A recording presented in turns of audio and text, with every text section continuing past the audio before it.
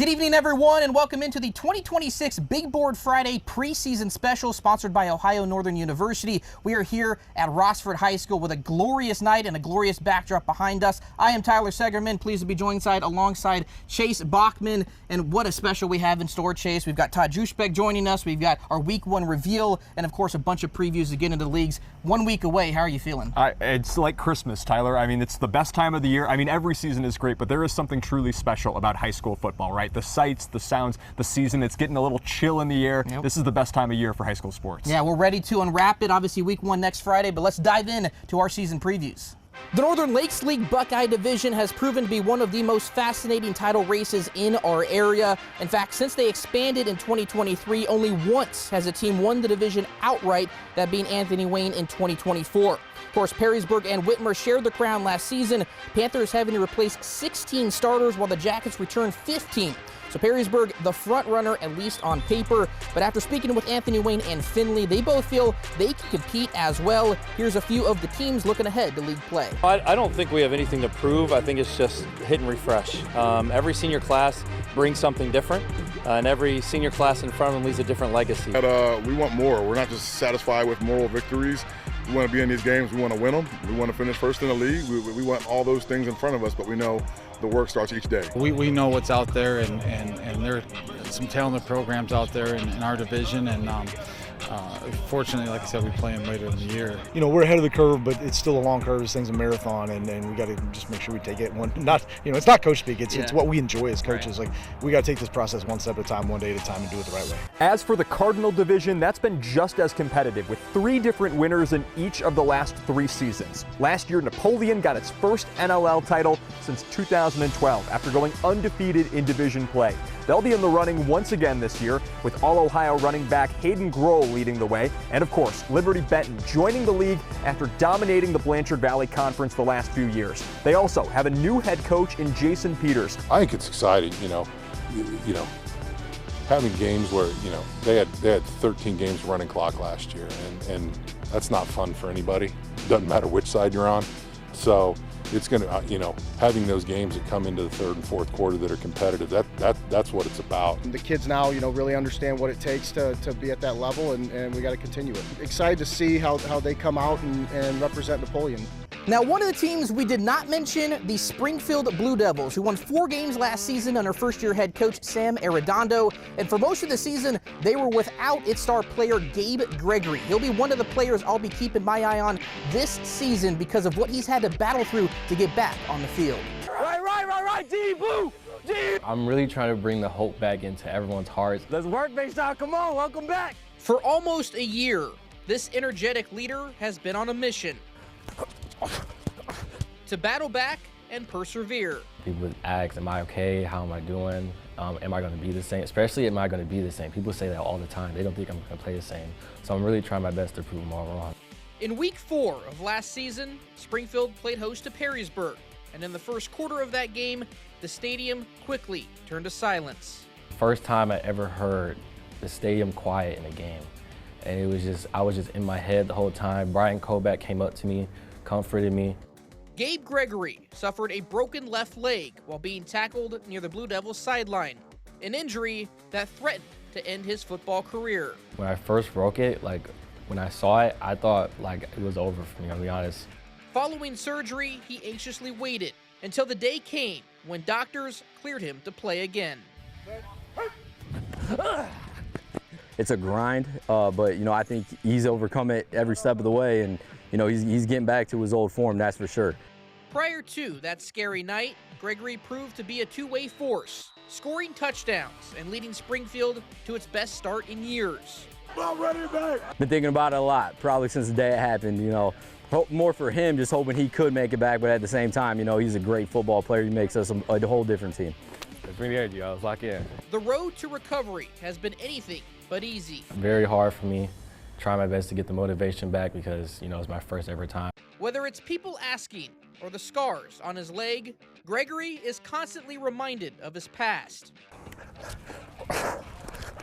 And although he himself can't forget it, that memory does serve a greater purpose. I think about it every single day, every single night. Maybe if I just ran outside of bounds or something, anything to prevent it, but God has a plan.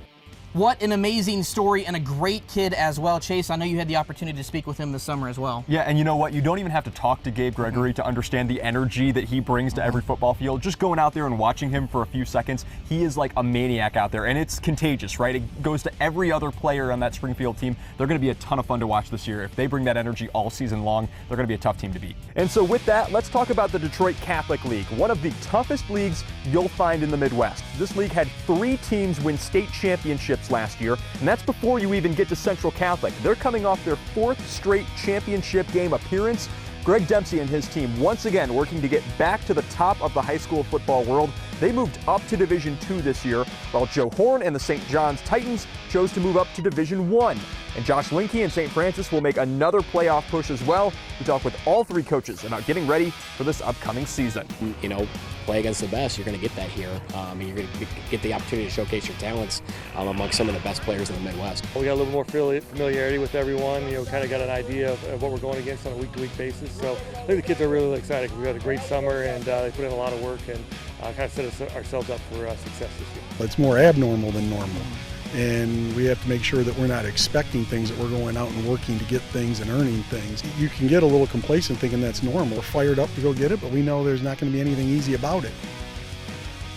Big Board Fridays Fan Cam is back. We want you at home to once again be part of the action. It's simple. All you have to do is send in a photo or video of what your night is like at the game, and you'll get a chance to be aired on our Big Board Friday show. We'll be airing this segment every Friday night, so you can submit every week if you'd like.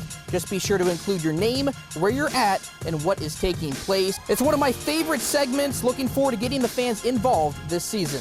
And we're also bringing back our Play of the Night. Each Friday, we'll showcase the best play we captured from our games. You at home can submit nominations if you happen to see something amazing.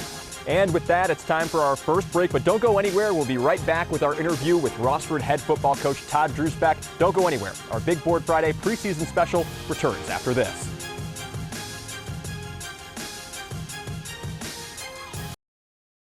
Welcome back into our Big Board Friday preseason special. As we mentioned at the top, we are here at Rossford High School, this great, amazing backdrop setting the scene. So it's only fitting that we bring in the man who leads the Bulldogs for quite a while here now, Todd Drusback. And Todd, thanks again, obviously, for the hospitality here. A great backdrop, as I mentioned. And first, let's just talk about your team. Yeah, thank you, man. Yeah. Appreciate you guys, man. Well, let's talk about your team. What should people get to know or know about your program going into this fall?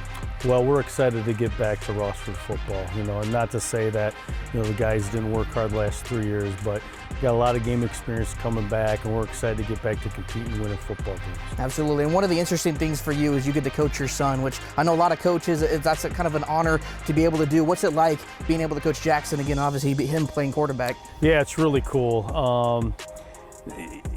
The challenge is to be coach here, and then when everything is over, to be dad. And it's hard to switch those hats, but it's neat to watch him. And I guess the great thing is just the time that I've gotten to spend with him over the last few years is really, really cool, and definitely taking it all in. Absolutely. And lastly, for me, the last time we got to meet was over the summer. You guys were able to host Rossford Fire here, do a little creative summer workout.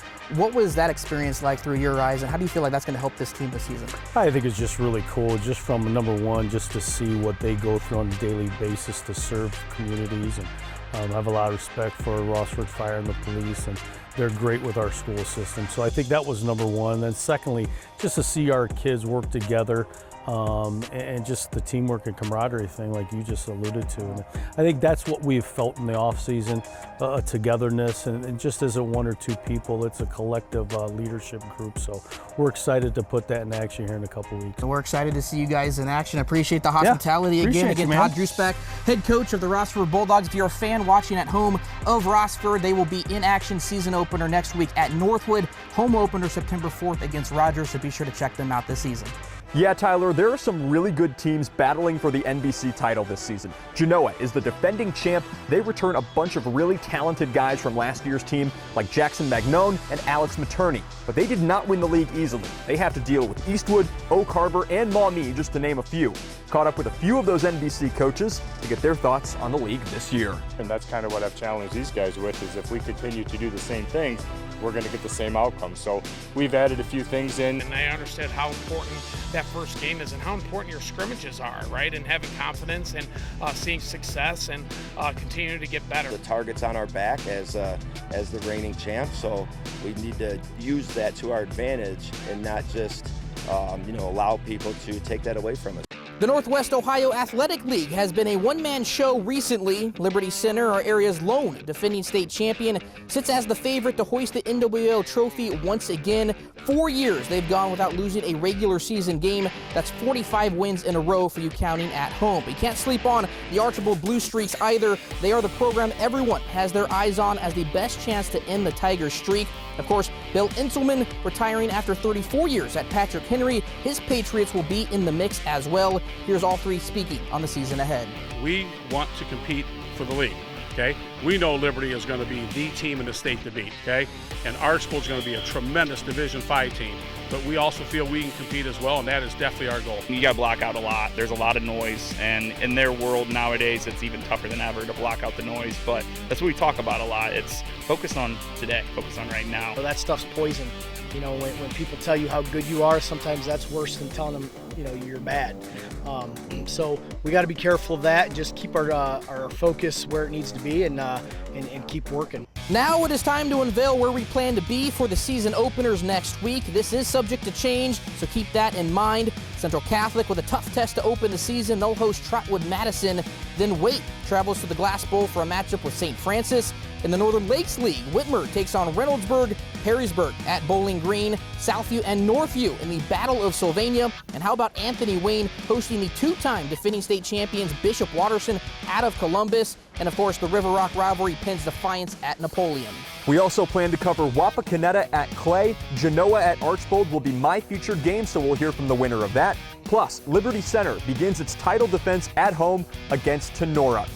Out east, the Route 20 rivalry puts Clyde at Bellevue, another featured game for us. And Fremont Ross at Tiffin Columbian rounds out our coverage for Week 1.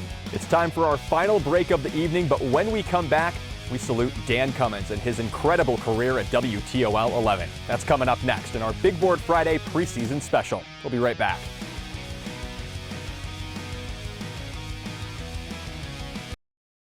Welcome back in. Before we wrap this show up, Chase, there's one final piece of business to take care of, and of course that's honoring our very own Dan Cummins. Absolutely. Dan Cummins retired after a legendary career, anchored his final show Friday at 4 o'clock.